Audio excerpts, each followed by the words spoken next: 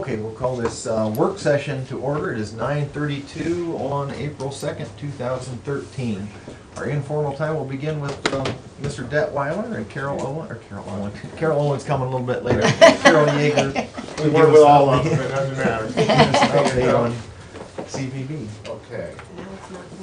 Okay, lodging tax revenues. Okay, well, good morning, folks, and it's our pleasure to be here this morning and give you a year-end wrap-up of Destination Seneca County. We try and get here once a quarter to give you a pulse on what's going on in the tourism sector in Seneca County. And we're going to talk about year-end, which is the way the lodging taxes receipts are structured. We won't get Q1, and I know we're at the end of Q1 until about mid-May. Then we'll be back at that point in time and give you a readout on what Q1 looked like. So this is January 1st, 12 to December 31st, 12. Exactly. This is all Calendar year 12. 2013. Okay. When we, as you know, Destination Seneca County is a business unit of the Seneca Regional Chamber of Commerce and Visitor Services. We were given the responsibility of driving the visitors' services back to the first of the year in 2012. So at that point in time, I was asked, well, how are you going to measure your success?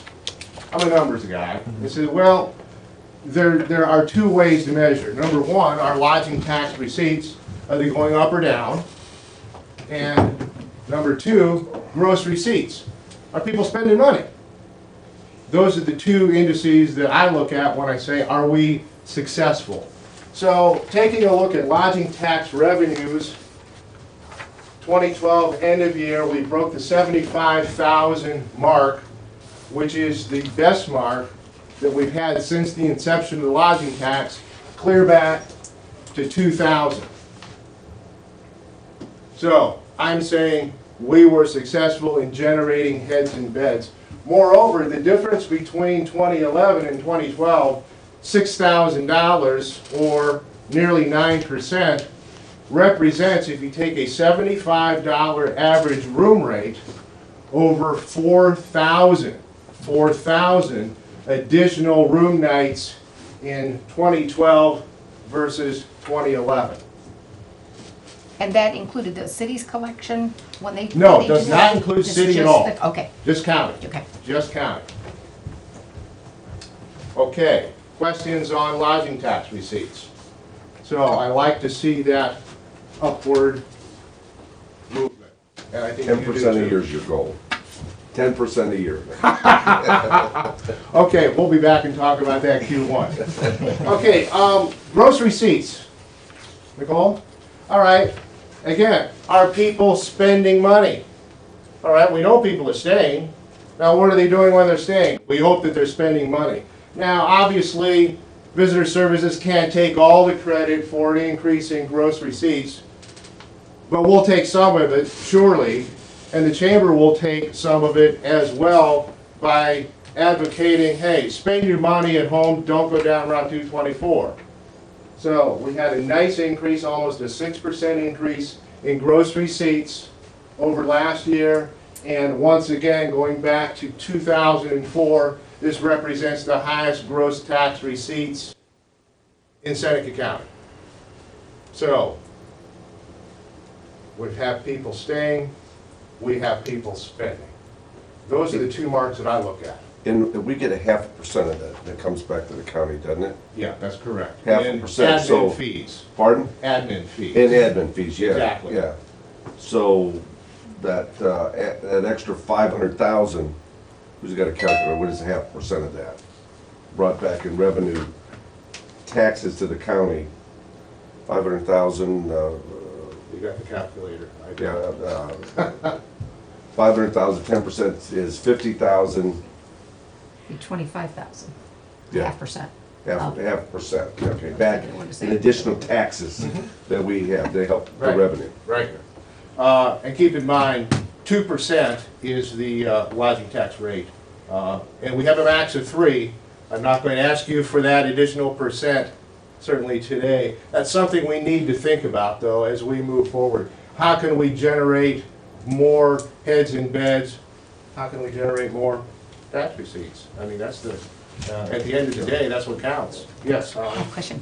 And this is based on the county numbers, as you said. mhm. Where the hotels are located in the townships and where the township does have a bed tax, do they give or have to give, how does that work? Is it the same? Do they give that back to visitor No, services? no, They can do what they not. want. They do not. That goes into their general fund. And they can do what they want with that. Exactly. How much of a detriment is the bed tax on recruiting groups to come to this area? None, None. So that, because it's, generally they pay it everywhere. You can take a look at the bed tax in Columbus. Holy cow, 25 bucks a night. Oh, in terms of does it hurt? Yeah. Yeah. Oh, yeah, it's compared to, Yeah. yeah, you say it's those big I mean, cities. There I'm has not been sure some that's a problem. discussion It's in- huge. not Hopewell, but in Clinton Township, about the bed tax, there has been some discussion that it's hurting their ability to recruit groups. And I don't necessarily buy that, and you would concur with that too, that, I mean, not that we want to overtax people, but it's not the bullet that's gonna shoot us. I would say it's fairly common, I don't, and you know. that And there's we're some sort of substantially bed tax lower, there. gotta be, than what Oh. even surrounding communities are. Absolutely, absolutely. I mean, most folks are maxing out at 3%. We are not. We're 2%. We're So Findlay, Fremont, Fostoria is a different egg because Yeah. they have some tax receipts coming in from the city that they can touch, as Upper- opposed to us that we don't touch. upper, I mean, trying to look at if you're getting groups, school groups or groups that are coming here, our competition would be Fremont, Findlay, Upper Sandusky. Well, Yeah. you have to take a look at what kind of competitive landscape is there? Is it driven by bed tax? No, it's driven by your amenities. The more amenities that we have, the more we market Seneca County, people could care less what bed tax is. I mean, they're here, they want to see things, they want to do things, they want to spend money. As long as it's not a detriment, and that's what I'm hearing, it's not a detriment. I agree, people are gonna come here for the amenities, but on the negative side, if it is a negative side, the bed tax, so I'll shut up from there. No, it's okay. That's okay. Okay, enough about the numbers. We have, now we can switch to Facebook, okay? Last year, we didn't have a Facebook or any kind of social media going on, nor did we have necessarily what I would classify as a robust website. This year, okay, beginning in January, we have both. We worked hard on that. This is our Facebook page, and you can kind of go all down through there. We make good use of this, and we get a lot of hits on this. Rolling Stones this weekend at the Ritz, for example. So we try to maintain current events going on as well as future events, but this is good stuff. Everybody's got social media. We've got great product here that we didn't have before, which Is really that helps maintained by us. the chamber or by the Visitors Bureau? Well, the Chamber of Visitors Bureau, the same thing. Okay. Yeah. Okay, happy Easter. All right. Questions on social media? Are you getting some inquiries through that as well? Oh, yeah. People yeah, posting questions? Absolutely, Good. absolutely. Okay, let's go to the webpage. All right, here's our webpage. Really, I mean, we're just tickled about this and the message that we want to send again. We are a county. We're all about county. We're not necessarily Tiffin, so we include Fostoria in everything that we do. And the neat thing about this, let's go to visitors info. Let's go down to online visitor guide. We were the first one of any CVB in Ohio to have our 2013 visitors guide out in January. How about that? Shouldn't you have a 2013 visitors guide out in January? Yes, we did. We took this to our to Toledo, to Heartland, where Carol and I were selling Seneca County, and we have it online. You can scroll through that. That way, anybody that can go online can get this online without us having to send a copy out to them. We have 50,000 of these printed. We distributed 40,000 last year. Good stuff. Yeah, John, this is the kind of stuff that you go to Chicago, you see. Yeah. This is first class. Oh, it is. This It is first class. We are very This proud big of that. city.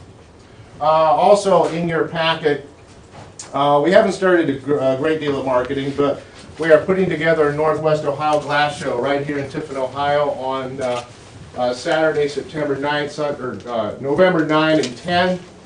This should draw people downtown. The former Tiffin Glass Show, as you know, had a show in June, also had a show in November. They didn't do a show last November. We stepped in, so we're going to do a Northwest Ohio, including Fostoria glass, Finley glass, everything, and proceeds will be distributed back to Fostoria Glass Gallery, Tiffin Glass Museum, the Civil War Museum, as well as, Carol, there's one more. Seneca County. Yeah, Seneca County Museum. So anything we get is we're going to plow right back into these other entities from this. So we're really tickled about that. If you want to go to the, yeah, I'm going to step back, and Carol is going to get a bit more granular as to what we've already had this year and what we have coming up this year in terms of group tours. Carol? Thank you. If you don't mind, I'm going to stand up here. Basically, thanks for having us. My report has to do a little bit more with not just at the end of December, but into this year also. All of you have a copy of that visitor's guide. We actually started almost in October on working on this, and we we have a membership, and we kept the fees low. And the people were so happy with the visitor's guide last year that our membership went from 64 to 85 people, which is another way to support the destination Seneca County.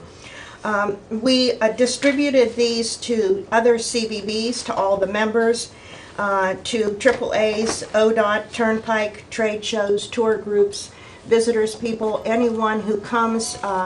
For instance, to our place, they all get a visitor's guide. If we have buses or groups come, we make packets up. We fill them with all kind of brochures. The website was also something that we've worked on for a long time. That was our goal this year, to add a professional website. If you notice on all of our things, we've tried to keep the theme the same so that tagline, "Take a peek into our past," sticks with people. Because now heritage is one of the big tour things for visitors. We designed the website such that we will not need anyone to come in and make changes or additions or subtractions. We can do it on our own. And we also tried real hard so that the navigation of the website would be easy. So if people go on it, it doesn't take them a half an hour to find what they're looking for. All of our advertising has the website on it, so it's website driven. The billboard has the website on it. Anything we do has the website, so we're hoping that now people use that. There are many things that we're also on Twitter, which we didn't show you, but we're on Facebook and Twitter. Some of the other things, they have at the Department of Travel and Tourism, discoverohio.com. And if you are on discoverohio.com database, you get to be in their publication. And this is free. If you want an ad in there, you pay for it. So what we did is we took out the smallest ad, and it has a colored picture with it, and we did reader response. That's great because people inquire. We can look this up at any time on the computer, get the reader responses, and send them a packet. Last year we had over 400, so I think that was it was successful. As I said, the state does 400,000 of these. They distribute them. We don't have to. They also do a calendar of events, and I've encouraged everyone who has an event to be on there because it's free. And if you meet the deadline by being on the site, you're also published for free in the calendar of events from the state. They have a spring and summer one, and they have a fall and winter one. And I sent all the members a email right before Easter saying, remember, April 12th is our deadline for the fall and winter issue. So we have that. We also did something for the April issue. If any of you like to see Ohio Magazine. We did an entire page in Ohio Magazine. And again, we tried to keep all of the advertising the same. Now, you're going to say, why did we do this? This is expensive to do. Ohio Magazine called me, and this was their anniversary issue. This page generally is over $7,000, but we got it for less than a third of a page ad. So it was a nice way. And I think I was thinking that April, people are starting to think about where they want to go visit. We've also done ads in, and I brought you the copies, Midwest. They have they have a publication that they put out, and it goes to like different superintendents of schools, different coaches. It goes to travel planners. And I thought that this year it would be great if we could be in there and start looking at small conventions coming, or different groups. Sometimes there's board of directors that want places to go. And so we did the ad in there, and we stressed the places where there could be conventions held. Heidelberg, Tiffin University, Camden Falls, Meadowbrook, all the places for that. We also, the ODOT centers, I don't know how many of you are familiar with those, but those are centers on the 4-lane highways where they have information centers. The Department of Travel and Tourism, that was always maintained by the state. The state took away that funding this year. So what it is, it's a private concern out of Toledo that is going to man those so that we could still have our brochures there. The only thing is it costs us now. Before it was free. But we opted as the group to have our visitors guides there. So it'll be $65 a month to have them there.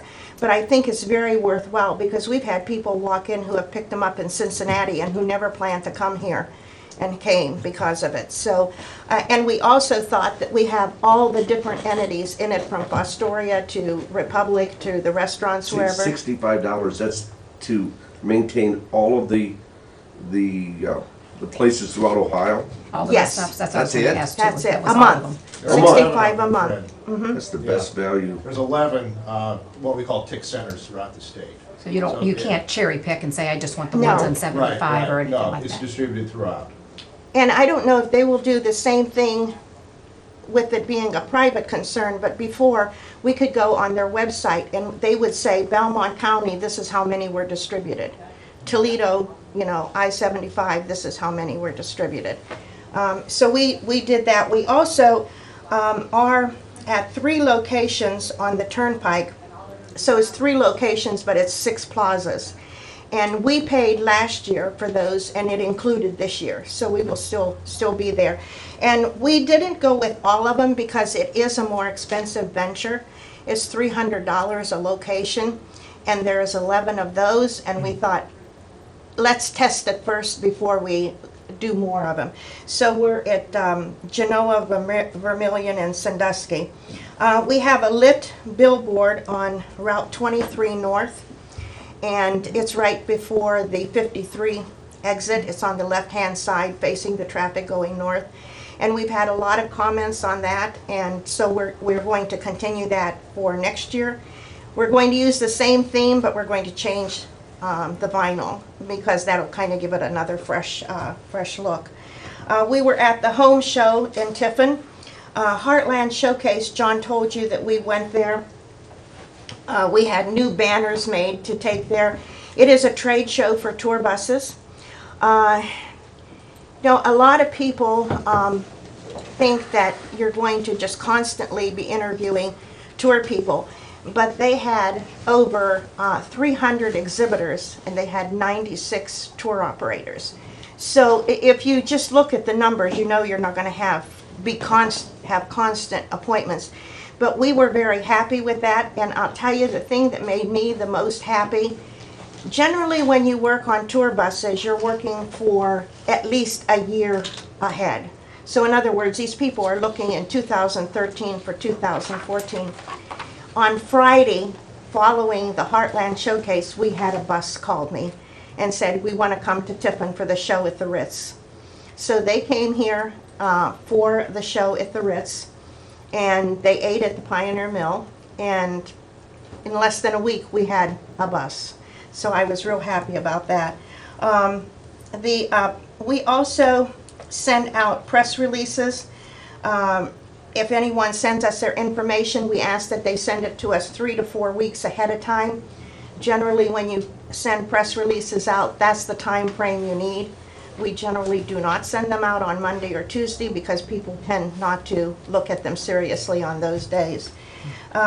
We also send releases to newspapers for events, and those need to go in mostly 6 months ahead of time of the event.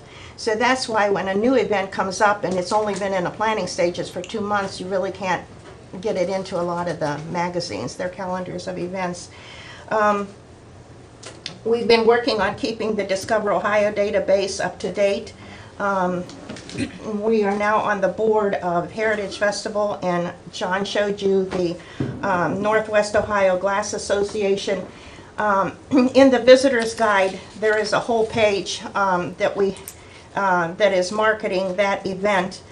And the thing is that as far as this event, we did it to create it so we could involve Fostoria also and some of the other glass companies. There's right now 10 national dealers and 2 on a waiting list to come into this show. So if it's a success, hopefully it'll grow. Oh,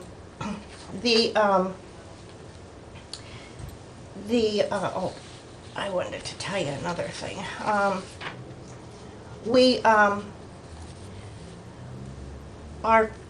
I'll go over the list. If you want to go back to that list, I'll tell you about the buses before I tell you what we kind of have planned for this year.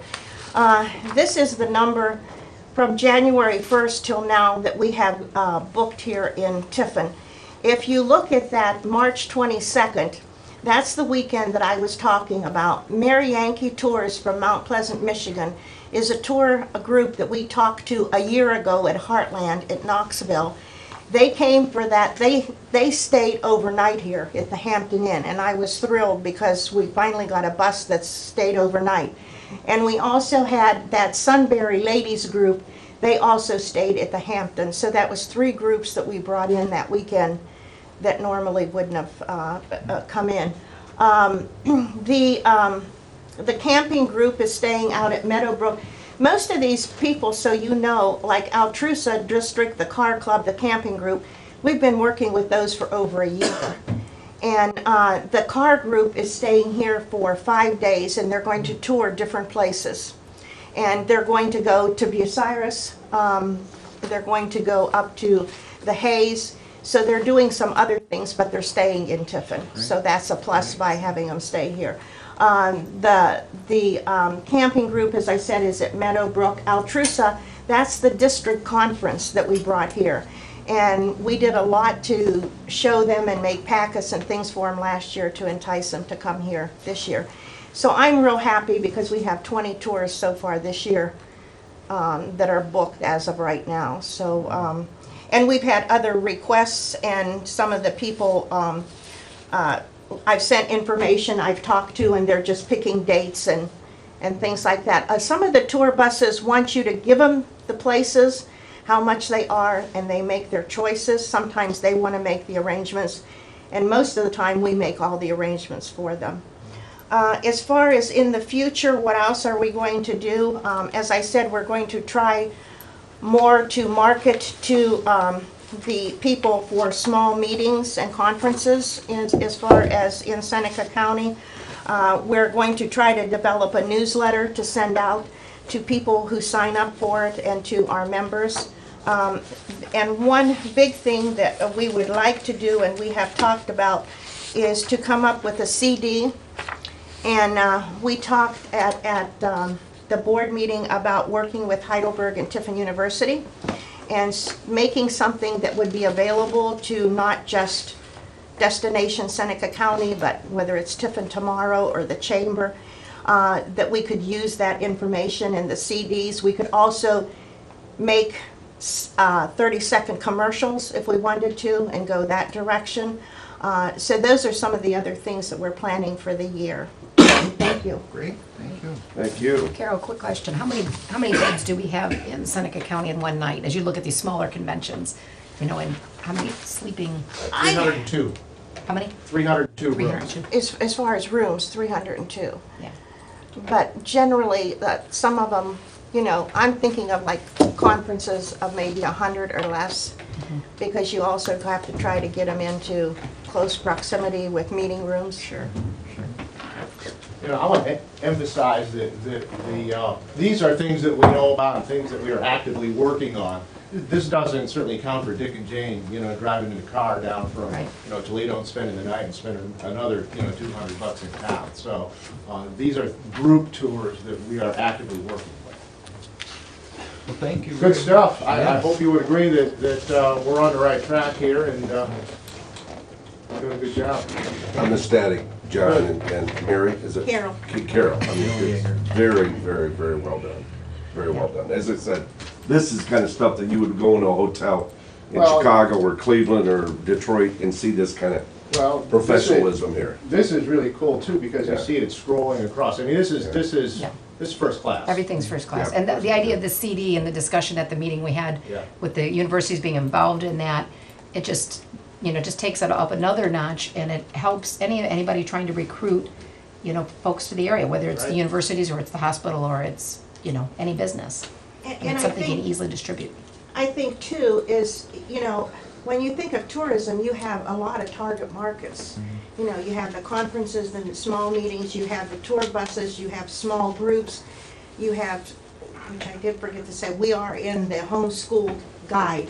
So you have school groups, and then you have people driving in cars. And sometimes one thing that you do doesn't hit those, so you have to plan your budget so you could allow for each one of the target markets.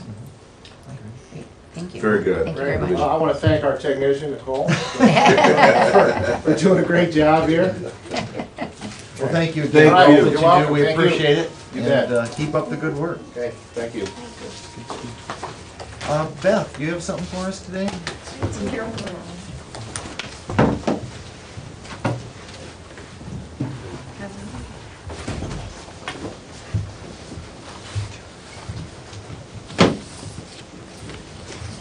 I am Beth Deesh from the Seneca Soil and Water Conservation District. I'm the education coordinator there. And I wanted to come and personally give you a VIP invitation Wow. to an event that we're hosting at the Ritz. It's called Be Wise, Love the Earth. And I wanted to invite you guys on a couple of different fronts because Soil and Water has organized it. And written one grant and we'll be helping with the financing, but the Solid Waste District has given us some funds to do it, and it is targeting only Seneca County students. So these are students that I've worked with over the last school year. We invited all second and third graders of the county, and we do have overcapacity.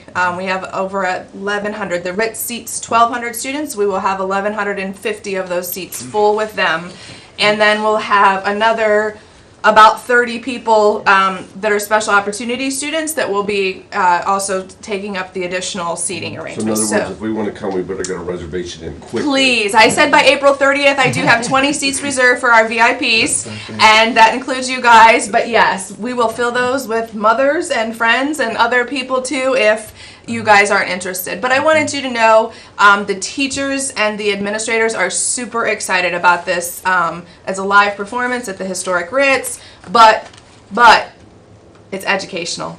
It's all tied to their science content standards that they have to be addressing. Is this an annual or the first annual? This is our first, and we do have plans in the making for a second. So, yeah, we are excited about it. So, just an invitation. I hope you guys can make it, or if you have questions, let me know. So, thank you. Thank you very much. Thank you. To the second show possibility. Oh, yeah, because the Ritz is full, we do have the artist working with Bellevue City Schools specifically to get him to go directly there for a show with over 300 students because we can't get them all back into the Ritz. So we are expanding it this year, and next year we'll be looking at doing 2 shows at the Ritz so we can accommodate a larger crowd in Tiffin with it. So yeah, thank you. Thank you. for Exciting coming. stuff. Good Thank deal. you guys. A lot of high energy in this room today. Speaking of high energy, Carol, do you have anything? I'm here today representing the Heritage Festival. Just wanted to talk about the courthouse lawn, kind of talk about last year, Sure. address those, and see what we can do for this year. Okay. So I guess I'll just start with, the questions that you have. Yeah, I think the thing that, the bush, that just happens, when you have an event, we lost a bush last year, that just happens. But we've always let the courthouse lawn be used by groups for many various things, but we've always asked that it be cleaned up, and it was not cleaned up last year. Yeah, and it wasn't brought to our attention until well after. I will point out, we do have people that are off work the next day to run errands, clean things up. So, if there are things that need attention, I can give you a contact person, and we will come down personally and take care of it. The other thing, is it gonna be used, you looking at hot air balloon again, is that? That's what they're considering, because that was very well received last year. We do have a Facebook page. They kind of put that out there for comment. Were people interested in having the hot air balloon again? And we had a very positive response to bring that back. I'm all for, I think that was a great event. It was kind of a low impact area on the lawn, the fresh lawn there. And I don't mind if we have picnic tables and people, a comment was made to me Saturday, there's really nowhere to sit down to eat. You could use the lawn for that, in my opinion. The thing I don't really want to see, just me, is the kids' rides over there. Saturday they were in the parking lot, and then Sunday they moved them over to a lawn There that was a was different just event, seated. yeah, there, And we're gonna reseed that this year to kind Okay. of try and thicken it up. I just don't want a lot of high traffic there, in my personal opinion. We want it to be used, this is what it's for public events, it's the public square, but we do wanna kind of there was some protect that lawn if miscommunication we because can. I was the one who submitted the request for the use of the lawn on behalf of the festival. Mm-hmm. And then some other things were scheduled, and then I was made aware of it after the fact, after funds had been committed, so that's been addressed. Mm-hmm. Because if that happens, I don't want to be the one submitting the request, if I don't know what's going to be there. So you're specifically asking for a hot air balloon, or what else would you? That's the only thing that I'm aware of, is the hot air balloon. Last year, we sold tickets for that, and then the winner was able to take a ride over the county. She was ecstatic. That was very well received. People were there to watch the balloon being filled, and then it launched. The person who won the trip waving. If you saw on our Facebook page, there was a very good picture of the statue on the courthouse lawn with the Okay. balloon in the background. Okay. Any of you guys? I have no No. objection to that I think whatsoever. it's great. As long as Okay. you clean it up afterwards and you have a group. Yeah, we'll pay attention to it, and again, if there's anything Monday morning, I can give you my phone number, and if I can't get away from work, we'll have people. I forget Do- what do was anything that going we on. I think missed. it might have been the Bible reading or something was like the next day. Right. And we had to Okay. send our guys out there to clean it up because it was pretty Okay. littered. And we've never suggested this before, but now with having the landscaping, is there any way, and we can make arrangements through the city to have snow fence put around that statue? Because every year, even last year was the first year we specifically requested the use of the lawn for anything. But a lot of kids are always climbing on that statue, and I'm surprised that, we haven't had a claim on our insurance previously because of that. So that would preserve the new landscaping, and then we'd also prevent some liability with keeping kids off of that statue. If you want that, that's okay with us, Yeah, I think. absolutely. Okay, but we're moving forward. I know last year, if you were there, last year the downtown grew leaps and bounds over the year before with the number of activities. We expanded to Frost Parkway, had a second stage on Frost Parkway. That will grow even more, I'm sure, this year. We've got more groups interested in a way to help us with our funding. We've been soliciting other groups to come in and actually sponsor activities. We had a dog show and a local veterinarian sponsored that, took care of everything. So that helps us with volunteers. We've got a lot more events, but we're not responsible for finding the volunteers. Some issues we'll have to address with the park, with the new Bark Park going in. We're gonna have to really consider the layout for the village. We're not sure yet how that will be handled. And one thing is, if anybody knows of anybody who would like to take on school days, we are in need of a chair for that. We've been contacting the schools, retired teachers, but we don't have anybody to take one on yet. And that is something that we provide for all the county fourth graders. We've done that for years. It's very well received because the fourth graders are studying Ohio history that year. When they come out to the park, they're getting hands-on history, but we need somebody to chair that. It's organized, we have all the checklists and everything, but I hate to see that discontinued. Any retired teachers in the audience that would like to take that on? If anybody knows of anyone. Everybody listening to Yeah, it is work. There is a lot to do with that, but it is very well organized. The previous two chairs we have complete checklists, and it can't get any more organized. Somebody would just have to step in and follow the checklist. And again, I think if you wanna put some seating out there on the lawn for people to eat, for all those Okay. vendors down there, that would be perfect to find. Yeah. We'll have to Oh, look to yeah, try to big find them. tables and so forth, Yeah. yeah.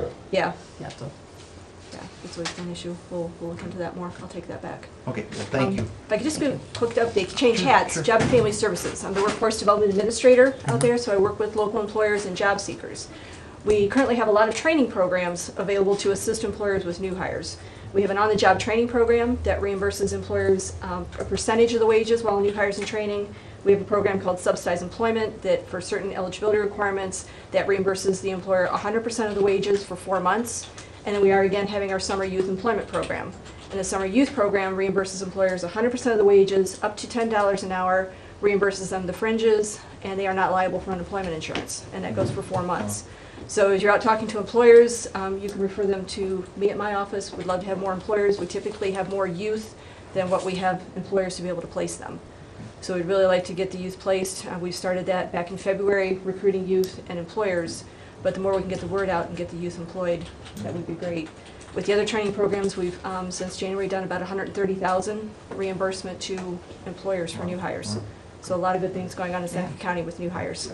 Carol, are you gonna have like a little booth at the jobs fair or Yes. something so that, you know, you can interact, because you're gonna have a lot of employers that are there that day? Yes. It may be advisable just to set up, you know, pre-show, so that way you can interact with the employers. Right, I would like to have a table there, one, to be able to talk to employers that maybe I haven't talked to previously, to make them aware of the programs that we have available to assist them, and also to talk to job seekers, do some of the pre-screening, and then as they go to employers, they can tell them that they've been at my table and that they may be eligible for some training funds if they hire that person. And then you're talking about bringing in high school students. That might be a good way to also get some applications out to the youth that might qualify for the Summer Youth Employment Program as well. So yeah, I plan to do a lot of outreach on the 13th. Good deal, thank you. Okay, any questions? Thank you. Thank you.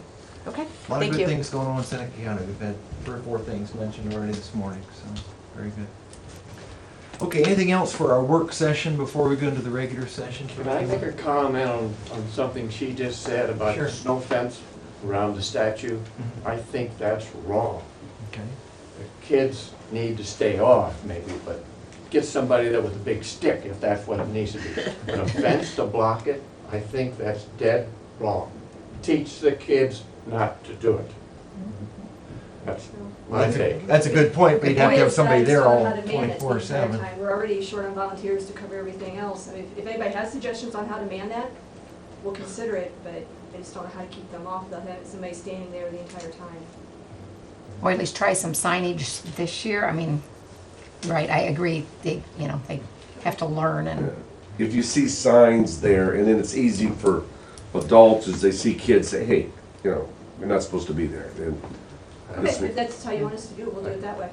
I agree with that. Yeah, Okay. we'll try the signage this year and see how effective it is. Sure. I mean, I appreciate what you're saying there. yeah. We did have 2 cars damaged, and nothing you can do about that either, but here in our parking lot, there was 2 cars that, one had a mirror broken off and one had something else done to it. And when you have groups of people and teenagers, that's just gonna happen. Yeah, and we didn't even use your lot this year. Yeah, no, you didn't, not this No. lot anyway. Yeah, It's just gonna happen. So let's try the signage okay, thing, if that's all right with you guys, and just, Yeah. okay, that's what we'll do. All right, anything else for a work session before we go into the regular meeting? Okay, we will shift gears then and go to our regular meeting and begin with the Pledge of Allegiance. Pledge allegiance to the flag of the United States of America and to the republic for which it stands, one nation, under God, indivisible, with liberty and justice for all. Okay, roll call please. I'm here. Here. yes, here. Okay, let's sign the journal, and is there a motion to approve the minutes? Make a motion, we approve as outlined. I will second that. Any discussion? Roll call vote, please. Commissioner Zoller? Yes. Commissioner Stacy? Yes. Commissioner White? Yes. Okay, old business. Do you want to let Mr. Zimmerman go first, since Oh, he was scheduled yeah. at 10? I guess so. You don't have to, I mean, you don't have to change the order of the day for me. Sorry about that. Go ahead. You ready? Okay. Yeah. I have to do some jumping jacks or something just to compete with the excitement from earlier, but you're not going to get those unless you guys all want to do some Face the calisthenics. camera when you do it. So, yeah, 1, 2, 3. So, I'm here to talk to you about our GIS system and specifically our tax map department.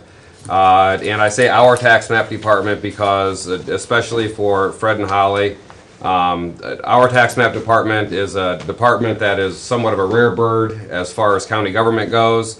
It is 100% administered by the county engineer, but it is 100% funded by the general fund.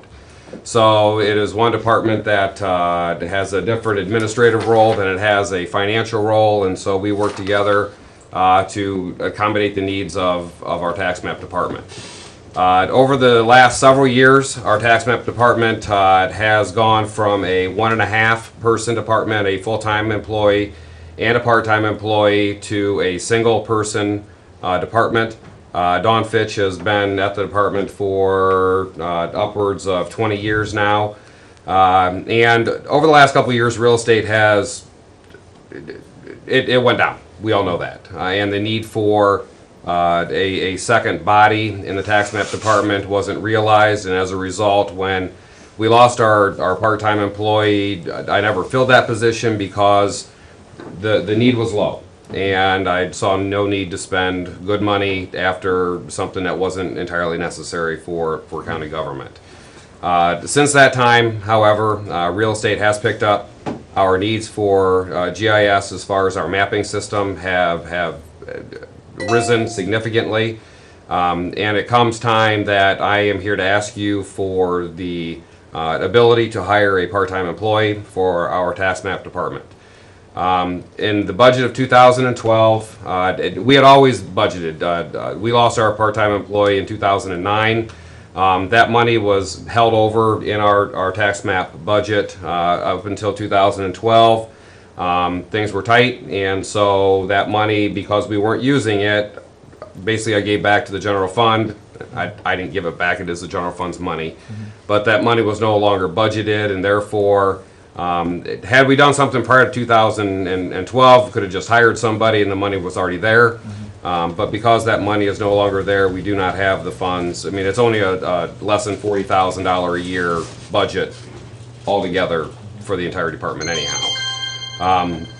I have gone out and gotten some resumes just to see if there were qualified people out there that could fill the job.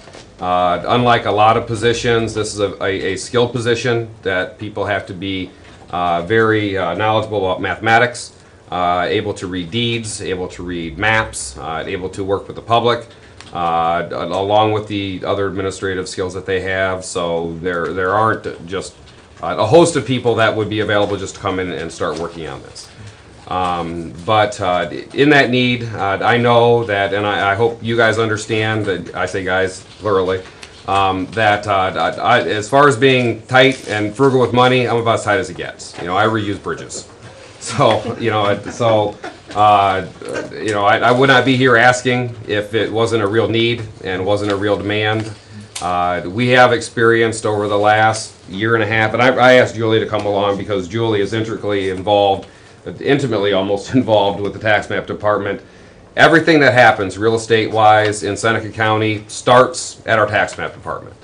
If Dawn is on vacation, which she has earned, if she is on sick leave, which she has earned, there's nothing I can do if somebody wants to take vacation, if somebody's sick, if their kids are sick, have to go to the doctor's office.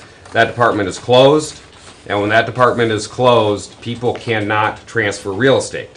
So our lawyers, our lenders, our title searchers, general public that comes in searching for records, looking to transfer properties, transfer something that was closing or supposed to be closing in the afternoon, the office they find closed very often. And it's one thing for our local people. We do have a system by which we inform the Bar Association. They have a network that they let people know the office is going to be closed when we can schedule it. But we do have a lot of attorneys, a lot of title searchers that come from Cleveland, they come from Toledo, they come from Cincinnati and Columbus, and they show up and nobody's here. Not only is it very inconvenient for them, but I think it looks poorly on our department, it looks poorly on Seneca County that we have our first stop is closed, which means the next stop to go to Julie's office and they are unable to transfer real estate. Julie hears it a lot. Michael down at the recorder's office hears it a lot. People have documents they need to get recorded and they can't because they can't get our stamp. I have tried and I have covered that department considerably. It is actually a violation of code for me to be up there because I am not, the department is required by law to be funded by the general fund. I do it because people don't care about that. They want the office open. And so as often as I can, I go up there, and if somebody does come in and I'm available, I will go up and I will open the office for them. But that doesn't solve the need that we have for all of the others that come in and have real estate transfers that need to be done. Yeah, Mark, what is the current budget? Did you say 40,000? It's right around $40,000 a year. Additional, I'm thinking between $15,000 and $20,000 would cover a part-time employee with all the fringes. We have the computers are up there. I mean, we never got rid of the computers. We may have a need in the future for updated software and update, but that's completely irrelevant to that's just because our software is so old. But it still works, so we're not even talking about that right now. I'm thinking between 15 and 20. If I said $20,000 on the high side for a part-time employee, I'm not looking for frills and paying huge wages. We would start somebody at a very reasonable rate. And get them in the office. do you have qualified candidates? I do. I actually have two. At that level? I do. I have two qualified candidates, and I think what both of them right now already have part-time jobs, and they are looking to supplement that part-time job with another part-time job, so it would work. They want to work full-time, so two part-time jobs, they would be able to fill that And need. actually not with the county, their other part-time. That's correct. Yeah, their other part-time job is not with the county. So Is this I do. part-time? Do we pay benefits on a part-time position? You would, yes. I don't know hours wise. I know I should know all the things about the insurance. I don't.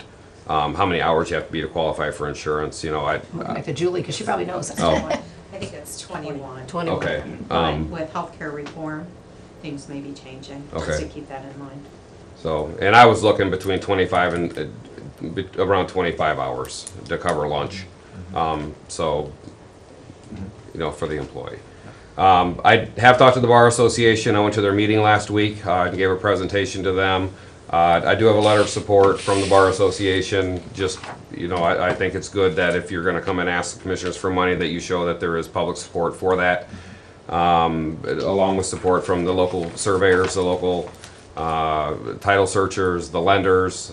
This involves and affects everyone. Is there a fee that any of them pay to utilize this service, or Oh, this no. just? No, this is a service that's actually required. I mean, in order to transfer real estate, they have to be reviewed by tax map. But then they would pay a fee at the recorder's office. Oh, that's correct. There are fees that are paid at the auditor's office. There are fees that are paid at the recorder's office. They're There's not just, used to fund this department. that is correct. The fees go into the general fund, though. Julie's fees and Mike's fees go into the general That is fund. correct. Okay. So, Does anybody have a problem with him hiring a second person? No, I don't. without completely understanding the budget and so forth and so on yet, we haven't been through that process, and I assume we have the financial resources Well, to. it would come out of the unappropriated balance. We Yeah, have to do yeah. a supplemental appropriation. I would say, go ahead and hire the person, then when it gets to where we need the funds, then we'll move them Okay. over. But I think I'm Yeah, hearing you yeah, have the I- board's okay to go ahead okay. and do that. And I assure you, Service and we I have think to you know that I provide. am, We need it. I'm tight. Yeah. So. About as I don't frugal as think they you'd come. ask I'm for as it if you frugal as didn't they need come, so, and just to show that point, I know that you've got a lot of stuff on your agenda, but we're replacing the river bridge on County Road 38 this year. The center pier was built in 1914. It has had two bridges on it. In the 1970s, when the last bridge went on, there was a great deal of argument between the commissioners of the day and the engineer of the day of whether or not that pier needed to be removed at that time. I designed that bridge myself and decided to leave that center pier for another bridge, even though it is 100 years old. We, in cooperation with ODOT last week, I wanted to make sure we have provisions to replace it if necessary. Went under, drilled cores through that bridge and tested those cores. Those cores in that 100-year-old bridge are as strong or stronger than concrete we build today. And it's 100 years old. So, you know, that is between $300,000 and $500,000 of savings. I understand it doesn't come out of the general fund, but still, it's a huge savings Yeah. to the taxpayers of Seneca It's an County. example of your responsibility. It's an example of how tight I am. So, You had So something Mark, more when on you're that? 100, you'll be as good as you are today. I will be when I'm 100. Julie, you had another comment on I that? was just gonna comment in support of Mark's request, because it does have a direct result on county monies, or monies being paid into the county. If we cannot do the work because the proper stamps aren't on there by tax map, we cannot proceed. And sometimes at the end of the year, that's when our big dollar closing properties or big commercial properties are occurring. And therefore, that would be revenue lost at that Okay. time, or not as available as it would have been if the department was open. And we see it with ditch maintenance too. Yeah. With all the assessments and getting the new parcel splits and things. When Don's on vacation, it puts us behind too. So we'll see it as a benefit for us to have that additional employee for the ditch maintenance side. Great, great. Okay, I think the board. I appreciate it. Go ahead. Thank you very much. All right, let's go back to old business. Old business, I did put on the Oh, agenda. excuse me, before, Mark, tonight, Bascom Lions, 7 o'clock. Yeah, and you know where it is, right? It's Right, not we're gonna at make sure he's the- there. 'Cause you're It's the not at the speaker. Lions. No, you're the speaker. Yeah, right. No, no. That's why Yeah, we no, want you're you the there. speaker. And you both better be there, because Fred and I are cannot doing. It's at the Union Church, 575 But, yeah, I brought it. It's the street on the back road. On my post-it note. Is that your There's a technology? This is my technology, this is my iPod. GP. so, yeah, Left right hand here. side. I can handle Before this. you get to school, before you. Look for the steeple. That's right. And the man on the phone let me know if you type it into GPS, it will not come up. It'll take you back to Your paperwork says. It's one See, block that's right. off Yeah. of Type it in 18 here. to the left. Okay, It's not hard to find. You can see the building from 18. it's a church. Yeah. It's a church. Yeah, Union Church. Okay, I'm sorry. Nope, not at all. Thank you. Pipeline. I put on the agenda that we would bring the pipeline request back up for any discussions. You said give it like a week or two, and we did get the mapping, and I forwarded on to you.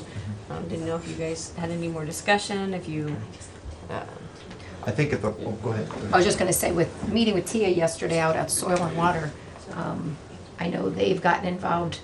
She's not listening. not listening because Mark's distracting. We're trying to save money for the county. We are, a lot of it, so, yeah. So, It's okay. Oops. It's okay. just regarding the pipeline, I know, realize the Fair Board moved forward with their part of it. This is again, just a reflection of what impacts the county Uh-huh. and our concern. But I know Tia indicated that they've gotten involved with the folks with Sunoco on this pipeline Well, stuff. we're trying to make that communication. that's a- We've made some contact. Great Our effort. concern was with the last meeting when you had a landowner in talking about the laterals that the pipeline's gonna cross. We actually wanna be involved in this process so that we can mark all the laterals, all the drainage laterals, anything that they're crossing, so that in the future, if there's any issues, we know exactly where they crossed, so that there's no question of whether it was damage done by the pipeline or if it was damage somewhere else. So we want to be involved from the beginning of the pipeline in Seneca County to the end of the pipeline in Seneca County to mark all the laterals. And we need your help with communications with Sunoco to say, you know what, you need to involve Soil and Water. You need to make sure they're involved when the construction phase is going through, that they're out there marking any laterals, any drainage tile, anything that you're crossing. Possible fiber optics, you know, whether that's an issue or not for us, but we just want to make sure everything's marked. Every drainage tile that they cross and disrupt and then repair is marked so that we know in the future. It's protection for them as well. And we have that map, and it's locally, and we know what the issue is, so we can go to it and quickly and resolve it. So what do you want us to do specifically? I guess as you're talking with your Sunoco representatives, and when you get ready to sign the agreement and approve the agreement, I guess I would ask that you make a condition that they work with us during the construction or at least suggest to them as a condition to involve us in the construction. We're not asking for money. Sure. We're not asking for anything. We just want to we want to be proactive. We want to make sure all those drainage tile are marked so that, you know, you're addressing the concerns of the landowners as well. You know, that's what we're there for, so. Okay. That'll just encourage, you know, that the landowners will see the services that soil and water provides, and I think it'd be great if we can do that. I don't know if that can be part of it, but if we can, I think that would be I awesome. don't know if we can condition our response to that, but we can certainly ask them to do that. And Julie brings up a good point as far as public safety too, because it's something that we can add to that map. You know, it'll be mapped and we'll have it available, so. What I would suggest is that we invite the representative from Sunoco back to here when we give them approval, and then at the same time, we can express our real strong concern that they work with soil and water. But I'd rather have the representative here when we give him the approval, we also tell him what our concern And is. you And can I be would, here. And I'll I get to you would here. like to, Yeah. this is what I'm gonna ask the papers, if that is possible to do something, is we have a map of where the pipeline's going. But that could be in No, I was gonna Cannot say, be in the they won't paper. let you do that, No. from what this Sunoco letter said. They have Really? problems releasing it because of, Public safety. Public safety. Ever since 9/11, the issuance of locations of pipelines Pipelines. and high, Really? anything high pressure is not, Okay. no Well, longer my available. concern is that, you know, they have easements on, maybe easements that were 30, 40 years ago, and that people that own property may not realize they have their easements there. And I can envision now, all of a sudden, they're starting to come through, and someone's gonna say, well, what the heck you know, putting this pipeline on my property? Well, they could come back and show the paper that it's, at least so they have some advance notice. So somehow I think if the papers could communicate somehow or other this, so that if there is concerns, then we have the people from Sunoco here, that they're not blindsided. I just don't want the citizens to be blindsided. And to, not to interrupt, but as far as the real estate people coming back, the real estate people, once they get this easement, they have nothing to do with the project. I mean, these are real estate people that will come in, get an easement signed, and they're off, way gone. I would recommend that we can deal with this issue directly through any permitting that is required. At any road they cross will require permitting. All those permits are processed through my department, but they are all signed by you as the holders of all the infrastructure in Seneca County. We can make that a condition of the permit. But without a doubt, before you sign the permit, and before I sign the permit, we can ensure that soil and waters issues are covered as a condition of the permit, which means they will not be able to cross a road. They can get the first mile done. yeah. How far out do they get those permits? Do they ask for them, like, do they ask for them and they're gonna be out there in a week, or is it a month, or? No, as soon as they get their real estate done and they get their route established, they will go through their final engineering and design, and as soon as their final engineering and design is done, they will file for permits. Okay. What we have done in the past with large-scale projects like this is we issue them one global permit for the project instead of having to do a permit at every single road. We review every road, but it's one permit. All together. If they're crossing township roads, then we make them get, of course, permits from the townships as well, but we'll do one global permit, and we'll make that a condition of the permit. Okay. So should we just notify them that that's gonna happen? I think so. Okay. Yeah. Is that Yeah, reasonable? that would be fine. Okay, so, and Mrs. Wilson, if you would contact them, say they have permission to install on our property, but as a condition of the permits to cross roads and so on, they will have to work with soil and water to mark out tile, Okay. drainage tile. I can help you with that language too if you want. Yeah. Does that work for you, Tia? Yeah, it does. I just want to make sure that we're covering all the bases, and I think it makes sense to be proactive rather than reactive.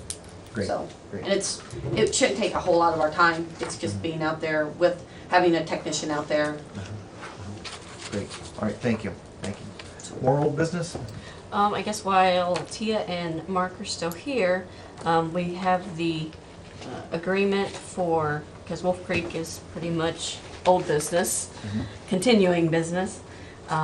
So I do have in case you had any questions, we have a resolution authorizing the agreement with Seneca Soil and Water Conservation District in conjunction with the Seneca County Engineer to do the plans of soil resources for control and prevention of soil erosion, work of improvement for flood prevention and conservation, development, utilization, and disposal of water, in conjunction with the Seneca County Engineer for the preparation of plans and specifications for the removal of obstruction from Wolf Creek.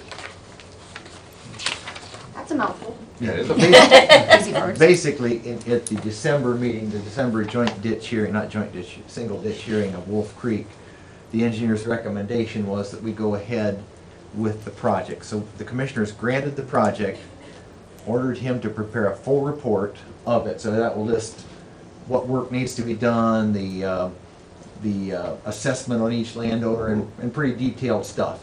So he's contracting with Soil and Water to do some of that work, and we're a party to that. Once that is done, we have the final hearing in July. We either, reaffirm what we did, or we can, if there's new information, something totally different comes up with this, we can, what's the right word? We can set that aside, dismiss it. Right. So to go to the next step, and then that will also be part of the assessment to the landowners as the work is done, assuming the project goes forward. So this is the agreement between all three of us to actually do the work. And it has the not to exceed of 15,000, which again, once the project moves forward, it can be charged back to the landowners. But it will be charged back, it will be charged back even if the project doesn't go ahead. Okay. Right.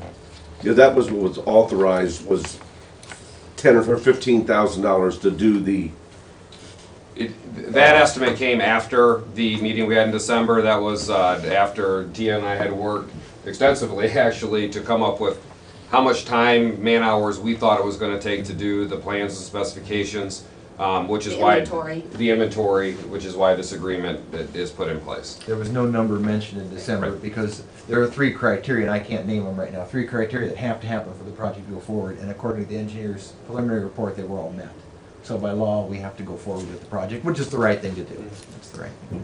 And contracting with the Soil and Water District is actually saving the county quite a bit of money. So, again, Yeah, they're experts at what they do. yeah, so, and Huh. we work for you, so. Thank you. So if you guys want a motion on this? Then either we like to move that we approve this contract? got seconded then. So moved. Discussion, further discussion on it? No, I just think it's great, and the idea of how we're saving money with having the expertise we have in our departments is amazing, so it's wonderful. Okay, roll call. Commissioner Zoll? Yes. Commissioner Stacy? Yes. Commissioner Wood? Yes, Thank you. all right, We'll start work immediately. okay. Great. We would like to have a report a week or two before that July meeting, if we could, to look it over. Certainly will. Okay. More than likely, what we have proposed to do is we will have a information meeting with you, just to inform you Okay. of where we are. Okay, Just, that'd be good. I think it's important that you know where we are, but I don't want to violate any sunshine laws by any means, not even trying to, anything of the sort. And the technicians are gonna be working pretty closely with Mark Right. on that, so when, as they're going out and doing the inventory, they're gonna report to him what they've got covered so far. Great.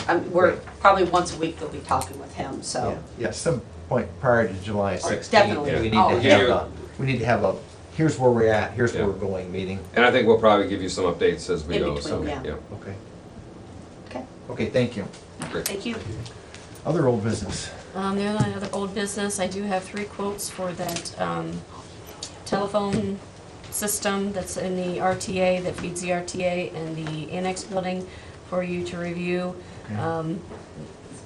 They're just a little bit different, so the numbers are a little off because depending on when we have the meetings with the elected officials and department heads on getting an exact figure for phones, the companies used all the phone numbers and extensions we have and got a rough idea. So they have anywhere between maybe 60 phones, and one company did 80 phones. So there's going to be a discrepancy in the price just because we haven't done the detailed.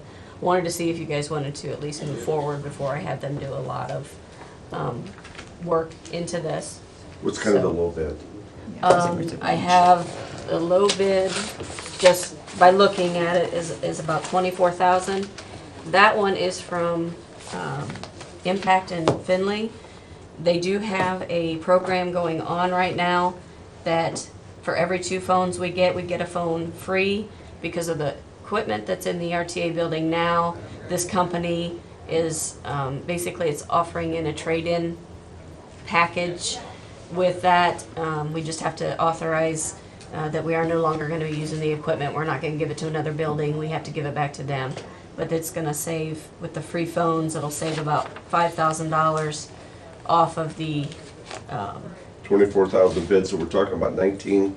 no, it would actually be 29, Okay. but we okay. saved 5,000, so it would be, take it down to 24. They do have a expiration, I think he said the 13th or the 18th of April on that one, which is pretty soon, Yeah. so. Now, there was some consideration that some of the non-general fund residents in there could contribute. The long and short of it is, apparently in the RTA and Annex, we have a phone system that is not adequate for what we need. And so we're looking at getting a new system in there. So there was some discussion, there is some non-general fund departments that could contribute some towards that. Do we have that figure? So we No. know what the, No, we'd have to, that's when we were gonna meet with the elected officials to see what kind of, Would the best course of action is just have Stacy call, because you know what 2 or 3 they might be that Right. contribute. Yeah. The judges, of course, the REA fund will want to be generous and contribute quite a bit to that. Thank you for being here. No. Welcome. And just see what might be out there. That might be the best use of time, and then come Yeah. back we'll have to make a decision next week, I would think, yeah. wouldn't we? yeah, I If would we're gonna think so. get- But let's get see in on the- what the bottom line is for the county, out of the general fund, the non-budgeted amount there. Okay. I Can think do that would that. be the best use of time rather than schedule a meeting and put everybody on the spot Yep. here. You could talk with them. We're still running ahead of sales tax, aren't we? The figures looked good. We were up 30 the first month, up 30 the second month, and down 30 the third month. So we're up 30 overall. Which is not statistically significant, really. I mean, that's all You say time. 30, 30,000. 30,000, okay. And even though the third month was 30 below last year was a record collection that month, so. But we built that in, or the budget commission built that in. All right, so you can take care of that. Yep. Do you have any more old business? I think I'm done with old business. All right, Nicole, any old business? Oh. Fred's gonna talk about the job fair, maybe. I don't know if you were gonna talk about it, other than, I don't know if there's anything No, else. you could go ahead, and I've got some other things that I wanna, you. And you again, wanna- just keeping it out there that businesses that want to be part of it, let us know, because they're looking at next Friday, the 12th, by the 15th, a month out, to knowing what that list of businesses looks like. The Congressman's office is going to create a nice business directory that'll be available to all those job seekers that come to the job fair. And obviously, they've got to gather all that information from everyone, so that's the importance of that month out lead time to know how many businesses we have, and we're expecting, that to be strong as well as the number of attendees. So just keep emphasizing, if you want to be part of it, they need to be getting that decided here in a week and a half. I think the response from the exhibitors is gonna be much greater than my personal goal was we had at least 20. I think we're gonna far exceed that, from what I understand. And Commissioner Stacy is agreed to go to Elyria tomorrow. They're having a jobs fair, so we can kind of gather some information on what some other cities do and how to do it professionally, and to kind of help us through this process, since it's us newbies here, and we want to make sure that we come across well and we're truly effective achieving the goals that what we want to do is. Any other? Nope, that's it. I hate to bring this up, but I had a meeting with Honeywell this morning, and I know, there's some issues there, but some things that they brought to my attention. And this has got to do with the process that we're going through with bids that come in last Thursday for the energy, energy controls for all the buildings and so forth. And some questions that I have is, part of House Bill 300, from what I understand, if we follow that to the letter of that House bill, is the individual, the Palmer Energy or whatever, that if we follow it to the letter, they should guarantee the savings of what we should have. I can answer The that. energy savings, have they guaranteed the savings? This is not a House Bill 300 project. Okay, Exactly. then I guess what I need to understand is, why did we not follow House Bill 300? And then another part of what concern that I had all along, as Commissioner Wagner and I have spoke about briefly, is that this new system, we want to have it so it can be maintained by multiple companies, so we're not captive to one individual. From what I understand, and again, I'm just, this is hot off the press here, is that the person installs the system, does the programming, and you're kind of captive. That programming is proprietary to them. Well, they're Not gonna the way we train. did it. The That's- as I say, they program, said they were gonna and train from what I our understand, people. is they're not gonna, so that's a question we need to ask. Are they, is this system, the company that we award the contract, we haven't awarded the contract yet, are they gonna give us the programming? From what I understand is that's not gonna happen, is if they give us the program, then what they're opening themselves up as every other place in the world that has got this system, they're basically giving them the ingredients, the formulation, or the proprietary part of their business.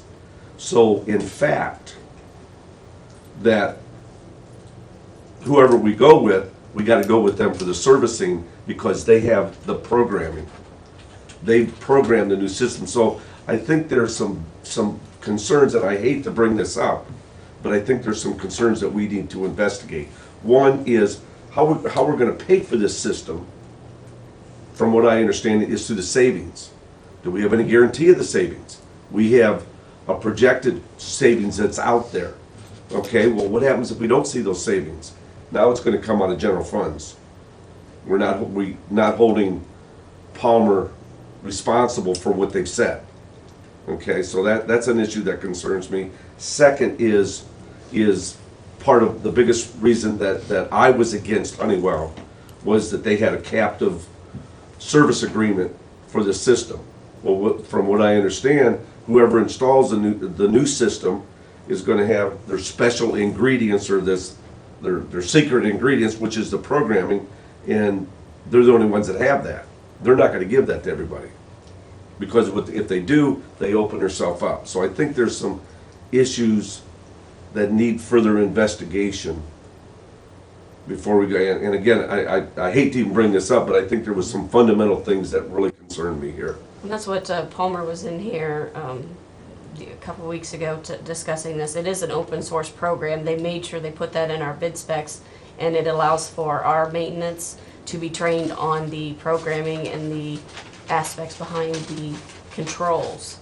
And that was what Earl had emphasized, that this is a complete open source program. I was And gonna say, that I was was getting, very comfortable when he finished. That was when the rebidding stuff Yeah. was being gone So that our over, people can be that trained he said for it was this. not proprietary, you know, in terms of the equipment, that they were gonna train our people. Because then we talked about we're gonna factor in the first year, yeah, you know, the time frame that they're available, Palmer, right. for calls and questions and that kind of thing to help aid in that process. But they're very comfortable in saying that after a little bit of time with it, our people are gonna understand it and have it down, and they're not gonna need to make those calls. But again, that line is open if they Right. have concerns, questions. Because we indicated to them that, you know, our other buildings, we do not have service contracts, that Right. maintenance does all they can do to an extent, and then we call in, we don't have a maintenance service contract How for our about- other How about the buildings. guaranteed savings, which we're looking at, those savings is what's gonna pay the expenditure back? I How about if think, those savings doesn't come to fruition, because the figures that were used are bogus figures? he specifically mentioned the House Bill 300. This was not a House Bill 300 project. I know that'd be a good question for him. He's gonna recommend who to award this contract to. Maybe we could have him here that day. He's coming in next Tuesday. Okay, why don't Next you just ask Tuesday. him those questions next Tuesday?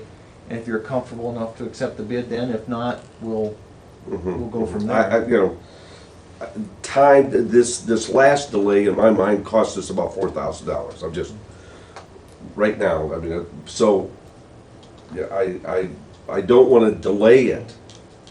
I hate to just continue to kick the can out, but there was some fundamental issues that certainly need to be addressed. I think he'll be able to answer your questions Okay, Tuesday. okay, and I'm fine with That's good that. with you? Yep, I'm fine with that. He And will you be weren't here. here Thursday. You do know Honeywell didn't bid, correct? Yes, They took- yes, I okay. did. And the reason there were some reasons they didn't bid.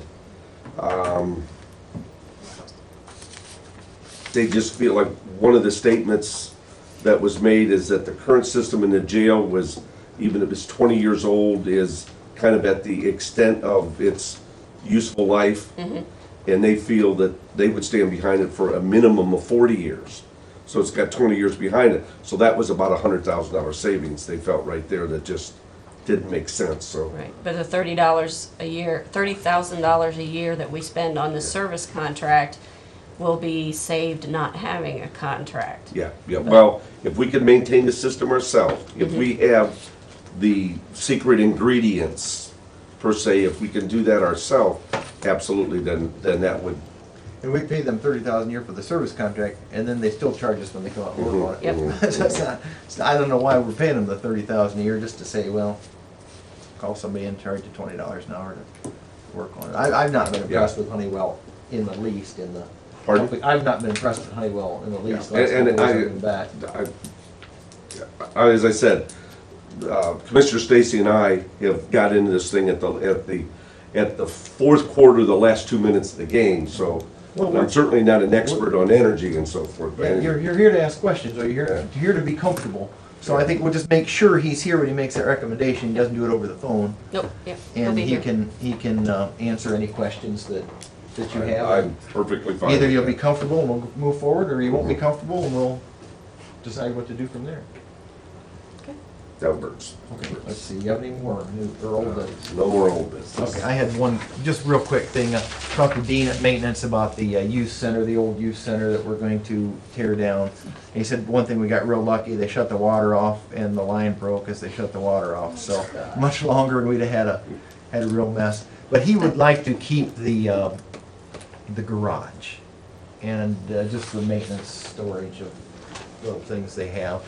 I told him I didn't think that was a problem, but I would ask the board Didn't I hear one time someone say that they want to use that for sort of training purposes for fire or something? By the time we get it down, if he still wants to use that, I did leave him a message Okay. Friday to see if he was still willing to do that, but him's the sheriff. yes. Or the sheriff's Sheriff, department yes. for some training or whatever. I mean, that's the only thing I could see Yeah. that it would have any Yeah. worth. Yeah. And Yeah. and if that's a long-term issue or a short-term issue, I mean, I hate to tear it down if they could use it for training, Yeah, Right. but I also don't like to set old Yeah. things set around. But he felt the garage it had like a 3-year-old roof on it, and maintenance could use that just to store lawnmowers and Yeah. different things out Yeah, there. I certainly don't have We'll any tear the problem rest with of it. that. Yeah, Okay. problem is, it's just sitting in the middle of that yard, and if you were contemplating possibly putting it to field Yeah. again, that I garage don't- stays there. Yeah, I don't think a field, I was driving by it with the tree border and stuff, I just Okay. can't really see that being a field Viable without field, okay, a lot of work. Could be a future building site for whatever, okay. looks like to me. All right, new business, please. New business, I have bill voucher 43. I have a resolution authorizing an appropriation adjustment be made to the Homeland Security Fund 206, moving $11,903.40 from supplies to equipment and $4,350 from supplies to contract services. Total move $16,253.40. I have a supplement to the permanent appropriations for the Juvenile Court Community Service Fund, 175, putting $3,000 into contract services. I have a supplement to the permanent appropriation for the general fund for 2013, This is putting $952 into other expense. This is for the Coroners Association dues. They have kept the dues steady for, I think, 2 or 3 years, and we didn't know ahead of the time to do budgets that they were going to increase the dues, and the county is responsible for the dues. So that is what this extra amount is for.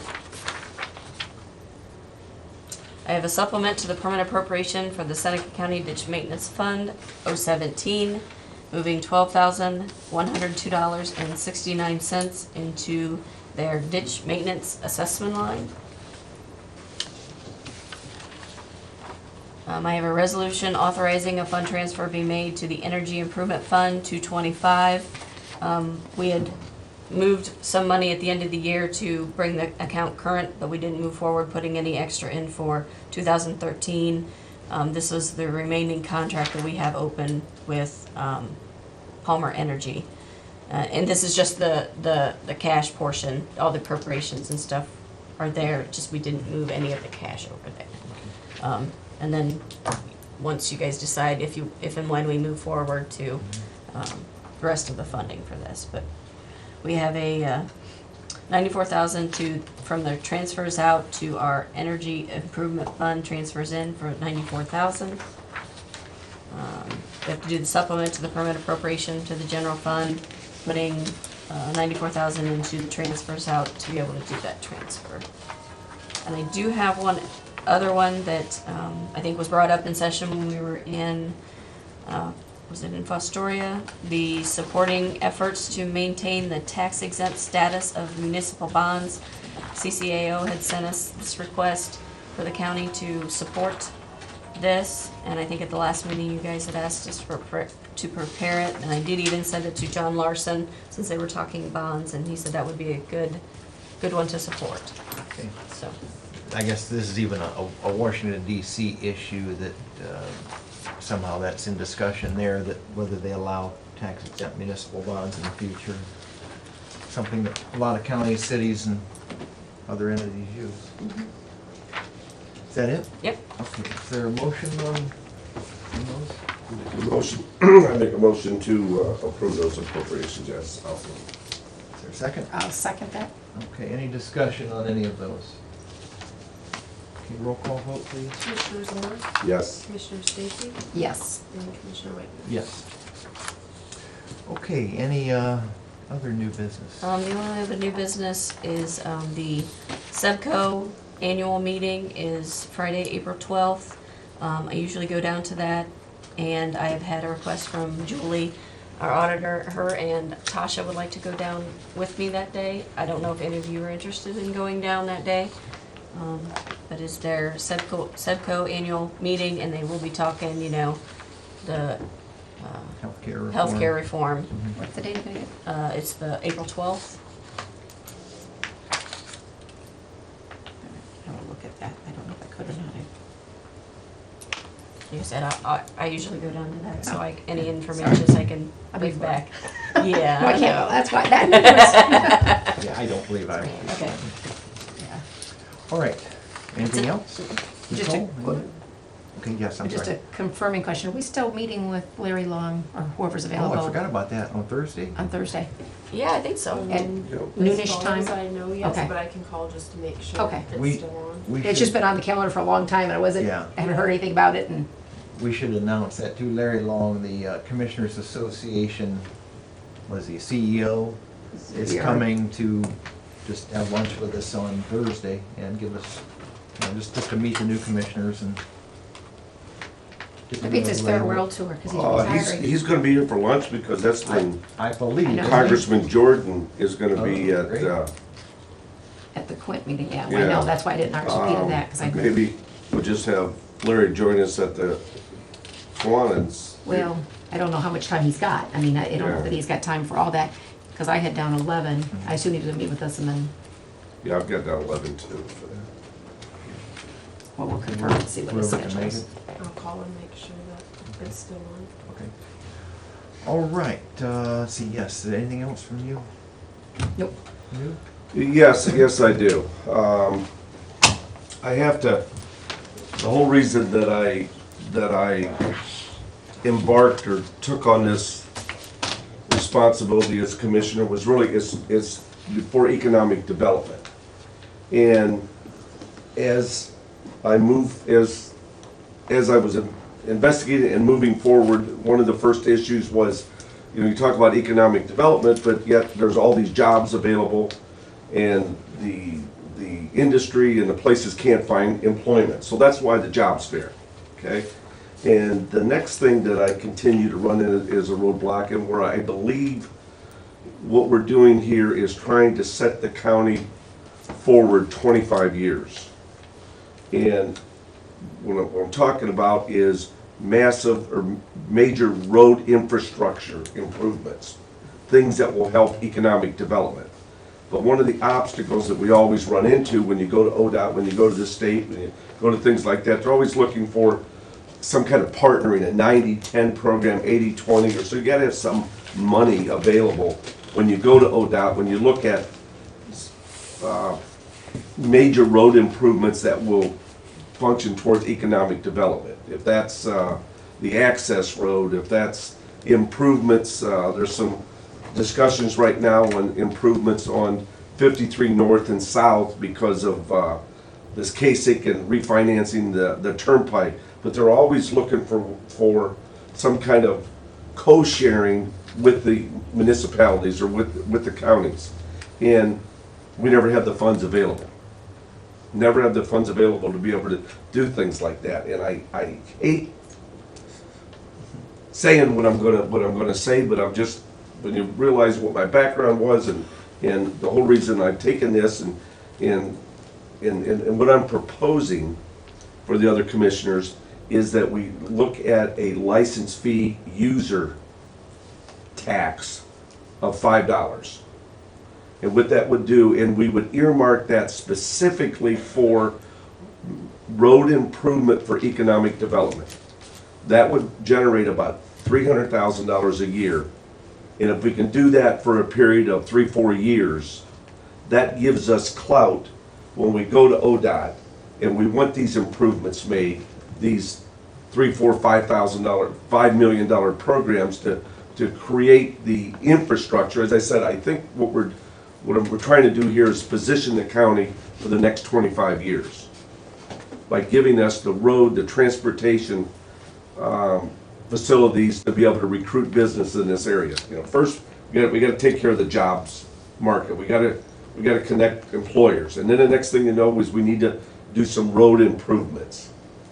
And the third thing is that we need to get businesses in here, but it doesn't just start with business in here. You have to do these other things first. So I'm making a proposal that the commissioners look at a tax of $5 per vehicle for a license fee tax in Seneca County. We are less license fees taxed than any other county. I can't say that any other county, but from the counties I've been in discussion with, we are much less than what the other ones are. And it's kind of a user's fee type thing. If you got, so an average family, if they got 2 cars, it's gonna cost them $10 a year. If you're a fleet and you got 50 vehicles, well, yeah, it's certainly gonna be more, but you're using the infrastructure, you're using the roads much more. And again, I wanna reemphasize that I think this is the necessary evils that we have to do to position the county 25 years from now. So I propose that to the commissioners. It's one of those things that if we do it in all the different committees and so forth that I'm in, it always comes back, we need to make some improvements in the roads, and if we go to ODOT, unless we come there with some money, we can't ever really get any help from them. And for this to pass, we have to have, it's gotta be unanimous approval by the 3 commissioners. And so I make that proposal. Anything you want to say about that? My initial reaction is there's an awful lot I don't know about implementing something like that in terms of, is that on forever? Can it ever come back off? Can we guarantee that money's only used for that, etc.? So there's all those unknowns, but initial reaction is I'm not in favor of a new fee of this kind, I think about the impact on those businesses. They use those roads, but so does everybody else that doesn't buy their tags here coming through. And I know we want them to be able to have access in and out of the county, and we want to attract the businesses. But that concerns me because that's another business expense, and we want to keep this attractive for businesses to locate here. And even small businesses can have a lot of vehicles they license. And so that, you know, and it's harder for the smaller business, even though they just might have a lot of equipment, $5. but it's in addition to what those costs they already pay for those licenses. So that's But just but- initial first No, hearing no, this. no, I understand, it would have to be earmarked strictly for major road improvements that would create economic development. I mean, that would have to go that way, and it would be for a certain period of time. If we do it for 3 years or 4 years or whatever the situation is, it would be for a certain period of time. But again, what comes first, is it the chicken or the egg? And have we run the number, I mean, it's preliminary, so I'm guessing, I don't know if we've run numbers to know how many vehicles are licensed in the Yes, county. yes. And how much, $300,000 is what it would generate for the budget. It would bring in $300,000 worth of revenue a year. The study's been run, Chamber of Commerce have done it. There's a couple other people that have given me that information. I guess you make some really good points, and I can't argue with those points. I'm pretty reluctant to add another fee of any kind, especially since we have tasked our EMS squads with coming back with some sort of a plan, and we don't know what that plan is yet, as far as whether that's gonna include something in there. And to me, that's probably a little more important than a new road. And I know you make great argument that economic development solves a lot of problems, and it no doubt does, but I'm not real comfortable moving forward at this time, personally. All I can do is propose it. Sure, and- right, and, sure. Again, it's something that has to be unanimous, and I realize it's not the most favorable thing. I mean, I certainly am against taxation, but you have to, you have to invest, and we need access roads, we need improvements on 53, not only from safety, but I'm trying to put this specifically for economic development. And from what I understand, it, I don't know Columbus, I don't know ODOT, but from all the committees that I've been in, is when you go down there and you try to get things done, you gotta have some jingle in your pocket to be able to get their attention. To be some kind of 90-10 program. And if you go out there and say, we need you to support it 100%, and you're unwilling to stand behind it with anything, is you fall on deaf ears. I'm just taking that from the people within the county that have dealt with ODOT and so forth for years. Is that from the $2 billion that, I know Mons said something about? Yeah, end up it's 1.5. It's 1.5. Yeah, billion is what the Kasich thing with refinancing of the turnpike. There's substantial funds that are coming through. And so the thought process, even though we don't have the money now, if we can say the county can contribute $1 million towards this, if you give us 10 million for the infrastructure. There's discussion right now of, we're actually gonna form a committee, and we're trying to get Sandusky County, Seneca County, and Wyandotte County. I'm getting a little premature here of getting all of us commissioners together and soliciting ODOT to make 53 a Super 2. A 4-laner's probably not in the criteria because there's just too many issues there, but a Super 2-ish is. Now, if you go to ODOT and you say, hey, the county, Seneca County can commit to $1 million of this project. Sandusky County, well, how are we gonna come up with the money? This is where we're advocating some sort of license fee, which will give us $300,000 a year, that can give us those funds over that. If it's not that, if it's the access road connecting 53 with 18 and on into 224. Again, if you go to ODOT, they're gonna say, well, what's your contribution towards this? So this is what I'm trying to do, is establish the funds that will give us the resources to go to them and say, hey, the community's behind this. We're trying to position Seneca County for the next 25 plus years for economic development. I realize it's a tough pill to take, but it's $5. $5. And, you know, again, a normal household, 2 vehicles, it's $10 for economic development. And I realize that on top of everything else, it's a difficult pill to swallow, but how do you bring businesses in this area? I mean, you gotta have employees, and you gotta have infrastructure. It just doesn't happen overnight. It's an investment. This is an investment in the future. Okay, good discussion. And maybe now that it's out there, maybe we'll get some feedback Yeah. from, Yep, and that's exactly what my hope is we get feedback favorable, or you turn around and the residents just say, there's no way, I'm not gonna make that investment, and then it's an easy decision. If it is favorable, then perhaps the commissioners can relook at it. I hate taxes any much as anybody does. go ahead, Mr. Probably Goji. worse. We'll go to public comment now. Mr. Goji, go ahead. Okay, this almost seems to me like an attempt to bribe somebody into something.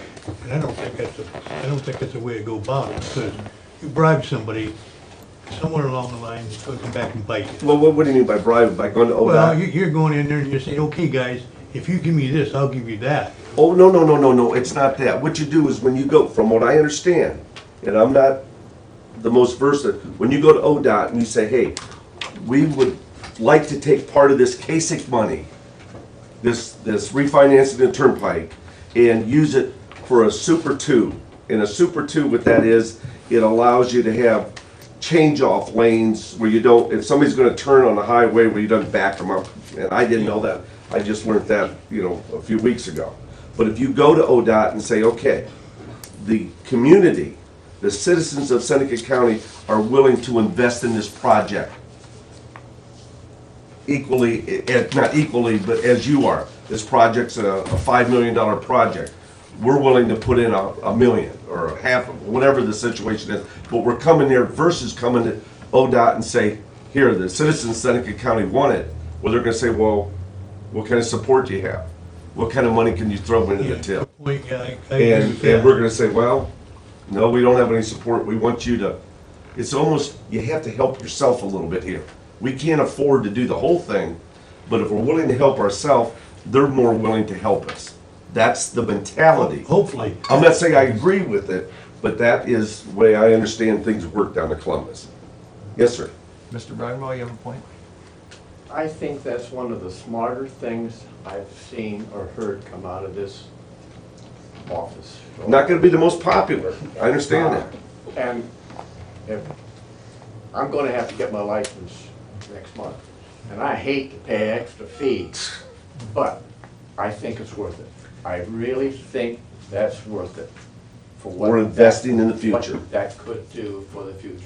It's not gonna help me, but maybe my kids, my grandkids. That's, Yeah. I can see help in the future. It I think has it's to a be great idea. earmarked for strictly Yeah. road improvements. It cannot be, Yes. now, those are the legal issues. I have no idea how You to mentioned handle. 53. I mean, I used to run that a lot, and that's a terrible road. It needs, that road needs a lot of help. I think it's great. And I'm against raising taxes, what have you, but I think this is a worthwhile cause. I suppose the EMS, I guess what I said before, suppose EMS group comes back and says, well, we need a mill to fund EMS and keep it viable in the county. I don't know what they'll come back with, but maybe they come back with that. Well, you got competing things there, and to me, the one really outweighs the other one. Well, emergency medical service has certainly got to be paramount on all things. We have to make, we have to come up with some solutions to EMS. And my strong goal there is we do that without additional taxation. We have to be creative. I mentioned a few things this morning to you, Commissioner Wagner, that we have to, the bottom line in EMS is to run it on an all-volunteer basis it creates difficulties.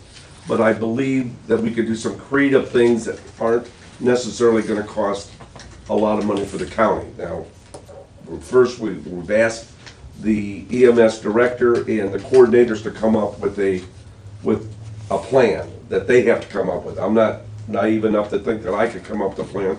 I don't know enough about their business. But the absolute last resource would be, you know, to go back to the citizens of the county for additional taxes here. I think we have two separate issues. I understand, Commissioner Wagner, from your perspective, you know, it all falls down on the citizens, and I realize that, and we have to be very cognizant of that. But we have two separate issues there, and I believe that we can come up with some sort of creative solution to handle the EMS problem. And from what I've heard, the only creative solution to convince ODOT to do things is you're willing to pony up to part of it. Okay. If not, they don't seem to be very receptive to anything we come up with. And if you look at, there has not been any major transportation infrastructure improvements in Seneca County other than Jones Road and Fostoria. I mean, other than that, you go back, you take the 224 bypass, which is, I think, before I was born, and that's the last major thing that we've had done in Tiffin, or in Seneca County. So the time is right. We want to position ourselves for 25 years. Next 25 years, we got to invest. I understand. And then the whole scope of that It's a hot topic. of that, as it goes into a multiple county project, 53, is then, will they bite on a project of that size? Does it get segmented off? Just to, you know, again, when would we have to put this in place so that they can say, oh yeah, we can check that off the list, they've contributed this much money, and are they gonna follow through on funding the you know, there's just a lot of things to think about. There's an awful lot, but A lot of things to get lined up. in the meantime, I think if we can start setting aside some funds, and right now we don't have it out of the general funds, it just isn't there. Set aside this small little, this is again, at $5, a very small little fee, that $300,000 a year, that over a period of years, we're setting up a bank account that can be used strictly for infrastructure, road, for economic development. But not gonna be the most popular. Yeah. Okay, I got another question relative to that. You said something about like economic development. There's the old standard out there close to your building. Have anybody heard anything that's gonna be done with that building out there? Yeah, actually, well, that would have nothing to do with this. Well, This I is mean, strictly- that'd be economic development. I mean, if somebody can go into there, that would be economic development. Somebody could use that building and use it. Yes, yeah, well, Right. let me first, what I'm proposing is strictly would be used for transportation. Transportation only. Transportation only, improvements for transportation to get material in and out of Seneca County to make us more pleasing to outside companies that want to come in. Okay, now the American Standard, there is, I'm taking my commissioner hat, put my Lamb Tech hat on. Steyr Seed has purchased that, to my knowledge. And so they are utilizing the facility, along with my company is utilizing part of it, and Tiffin Paper Company. So it's fragmented off. Yeah, what I was thinking in terms is, okay, if you get something to occupy that, then you have a good reason to go for the roads. you know? Absolutely. But what comes first, the chicken or Yeah, the right. egg?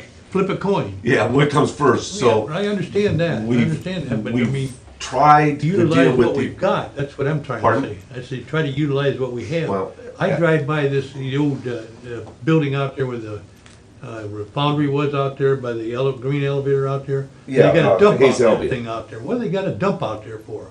That ground was used for an industry. Why in the devil ruin that ground for anything like that? I just drove back Okay, at it. why didn't that go over? Why did You know, well, in my mind, they didn't have the infrastructure. They were in a, they weren't in the best location. Well, then they were kind of antiquated from the very day one. As So far as what it's they were got to do with transportation, getting it. Well, I understand that, but you know, they had transportation out there, they had a railroad right out there that was put in for that, and it still didn't stay. But what I'm saying is, okay, they got that ground out there, and it's totally it's totally ruined for any use. You can't even farm on it now, the way they're doing with it. They put a dump on it, so you can't go in and pillage stuff and expect somebody to come in here and look at that and say, oh, what the hell did they do that for? Excuse me, French, but what did they do that for, you know? And you see a building sitting out there, like the American Standard, quite a good sized building, that it's getting utilized, what, 10%? Yeah, at best, at best. So what we got, I think what has to happen is, there's have to be people who say, hey, we got this here, let's get it here, we'll do what we can and otherwise, and then we could have more cooperation doing that, I think. If we got somebody in here that would utilize a building or something like that, and hey, I need this, then I think the people would really go for expending money, expending that $5 or $10 as my case, you know? So you gotta, it's a tug and pull type Yeah. of thing, I understand that. Tiffin lacks, that's why, you know, I've said all along, Fostoria is, in my mind, is the lowest hanging fruit. They got available real estate over there right now that could be occupied right now. Tiffin, if you really stop to look at it from a manufacturing environment, standards off, it's taken care of. I mean, there's nothing here. But we don't have the buildings. Not like Fostoria. Fostoria is there. We could hit the ground running over there. And those buildings, I think, probably both of them are in Seneca County, two of them are. Yeah, absolutely there. Absolutely that Mayor Kepler and I have, you know, we're working towards that, but it's not there. All I'm trying to, that my goal is to try to create the infrastructure to put Seneca County for the next 25 plus years. And I think of building or improving the roads to and from this area I don't have any arguments will with that. I certainly just- help those other issues. I mean, beyond that, I think we need to build spec buildings, not the commissioners. We need to create a private, you know, more through SIDEC and so forth. There's a lot of things being done, but where do you start? It starts with roads. Why is Seneca County where it's at? I mean, or why did it develop? Because we had the river. Because we had the railroads. Years ago, why did businesses locate where they did? It was always because of transportation. That's the key, the transportation. And we don't have a 4-lane highway. I'm sorry, we're not on 75 or the turnpike. So we gotta get people to us and out of it. And I realize it's gonna be a debated issue, and hopefully we get, one way or other, we get response from the citizens. Any other public comment on this or any other issue? What's the license fee now? Oh, good question. I don't know. Pardon? Well, how much is the license fee now? 12 or 15? You better confirm that. Yeah, I don't And a know. lot of that isn't ours, you know, it's, the license fees, that the Seneca County's portion goes directly to the engineer. It does not come through the general fund at all. But I don't know what portion is state and what portion is ours. And did you have a question, Zach? Yeah, what is the next step from, was that an official proposal, or is there any timetable on where you're gonna vote? He has made the proposal. We both said we're leaning against it, so I guess we'll hear from the public now, hear what the public says. Yes, Laura. What other counties, I mean, I'm assuming other counties have additional fees, higher license fees higher than ours. Substantially. I'm just curious, I don't know. That's, again, information I don't know either. What they are, you know, collecting, other counties are collecting, to put it in perspective for those of us who don't get out and about much, or in terms of knowing, you know, what the going rate is in other counties. I will get that. I've got a high level of information they've given me, but you know, that's a great point. The surrounding counties, you know, what are their fees and what are our fees? Right. I mean, that would be good to know, and I will have that information by next meeting. Yeah, as far as the public is concerned Yeah. too, I think that the general public would find it easier to accept that sort of thing, knowing that we're way down in terms of fees. If we're in the middle, we'd be more hesitant. If we're higher, then Yeah, we'd say, absolutely. no, I don't want to do that. But if we're on the low side, because I don't remember what the number is either each year that I write the check for, but I know it's not outrageous. I've been told we are one of the lowest in the states. That's what I've been told. Okay. I didn't get around I was looking at that and $300,000 worth of income we could bring in by the $5 tax, by the amount of vehicles that are in the county and so forth. That's those are very valid points that really should be brought out in the paper, because you're right. People, if we're on the low side, they're gonna be much more receptive to it. The medium, the high side, absolutely not. No, that's. Yeah, and that's a great point. $5 investment for Yeah, the yeah. future, you know, is All right. minor in my mind. It's a $5 investment is not substantial for people who, you know, even don't have the grandkids and stuff. I'll probably be run out of town tomorrow. I'll drive you out and go from one of the bad roads. No, I just kind of see, you know, I guess that your idea is fine, but okay, we get that, and you gotta, I mean, I still think it's a form of trying to bribe somebody to do that, you know, and I don't think that should have to be. Don't get me wrong. I don't say it. Maybe it's not necessary. They won't let us use a gun to It them. might be necessary, but the idea of it, I don't think it should be. In other words, I think we got the day going. got We got a road here that we got 53 South here that everybody agrees is a lousy road, but they aren't doing a damn anything about it. Well, The they're state not, isn't doing anything. because we're not coming to the plate. Well, I don't think that's quite fair, because we met with ODOT twice Right. last couple of years, and they filled in a lot of lane feet. They've upgraded signage, they've done a fair amount on that road, that we've got to at least give them credit for that. I mean, we never thought they'd fill in all those ditches, and they didn't fill in all the ditches, but they filled in a lot of them if you go out that way last summer. So we got to at least give them a little credit for. Yeah, oh yeah, for they that. have, but part of the nucleus here is a way that we can tap on to some of this Sure. Kasich Turnpike money. And we can make some real improvements, not just minor improvements. By us coming there with a little bit of money, and they got this big pot of money, we may entice them to give us a little more and to create a Super 2 in 53. That's really the objective here, a Super 2 in 53, north to south. Yes. Just a little comment. What's wrong with bribery? That's how it it. works. Any other comment before we go into executive? Kind of colorful Yeah, meeting. don't put that in the paper. Lot to write about Still today. thinking about the gun. Okay, we are going to go into executive session. I've always said personnel, but looking at the code, the right terminology is to consider the appointment, employment, dismissal, discipline, promotion, demotion, or compensation of public employee. So I would accept a motion to go into executive session for that reason. So moved. Is there a second? For the restroom.